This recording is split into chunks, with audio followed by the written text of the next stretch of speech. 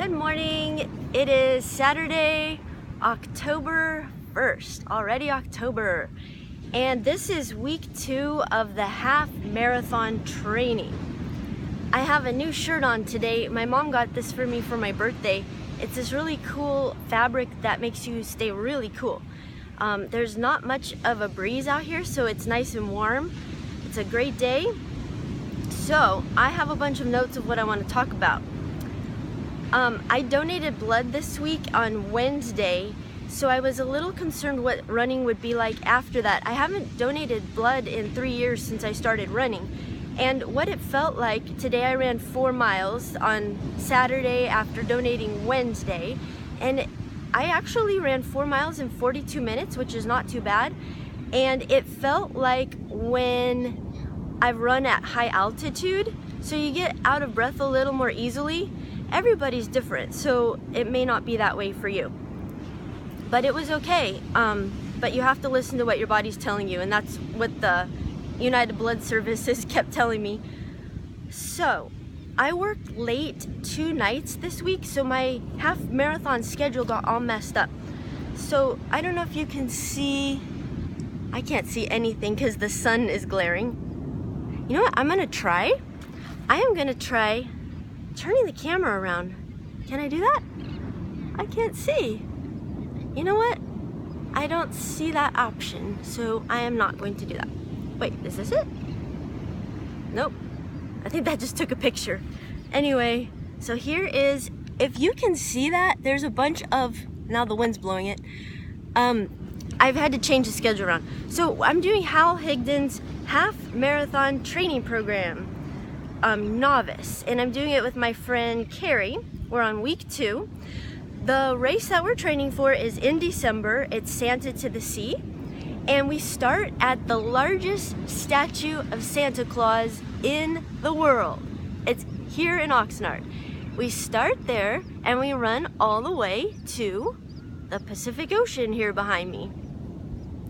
And I've done that race 3 times. First I did the 5K, that was my first race ever. And then I did the half marathon twice, once with shoes and once without shoes. Okay. And and then after I trained for that, I'm training for the LA marathon, which is March 19th, I think, something like that. And so, in this plan, the Hal Higdon plan, we have to do strength training.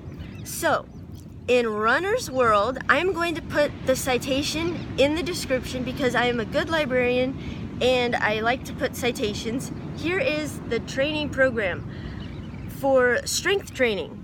And I will put the citation for the Runner's World in case you want to find it. And it's working really well.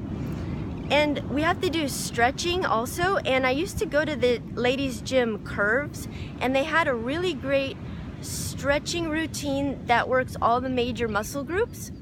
So I like to use that for the stretching, and I'm coaching my friend to use that one too, and I made her a copy of this Runner's World 1, which you can find in my citation below. So I want to start a series of kind of some mental health things. I want to talk this week a little bit about depression, and next week about anxiety, and then the following week about gratitude. And I'm really excited about these. So I don't know if you could notice, but last week in the half marathon week 1 video, I was kind of depressed. But I'll tell you this, that was before I ran, and running always helps. Almost always. It's kind of rare that I can finish a run and still feel depressed. Runner's high, never underestimate the power of a runner's high for depression. Also, it helps to smile and to do something nice for people when you're feeling depressed. So after I ran, I had some flowers that I really wanted to keep. Someone gave them to me, but I gave them away to someone else who was sick. And I'm not saying that to brag, I'm saying that that actually made me feel better because I could see the smile on their face. They've actually done a study, when you give flowers to someone, it evokes a Duchenne smile, which is a genuine smile, which is measured by these certain wrinkles in your eyes. It's really cool, the science behind the Duchenne smile, and giving flowers to people actually evokes that, a true, genuine smile. So also, I had some posters from a library conference that I really liked, and I gave them away to a children's librarian. And see, little things like that, doing kind things really boosts you when you're feeling depressed. It gets you out of yourself, and it makes you feel happy to see other people happy.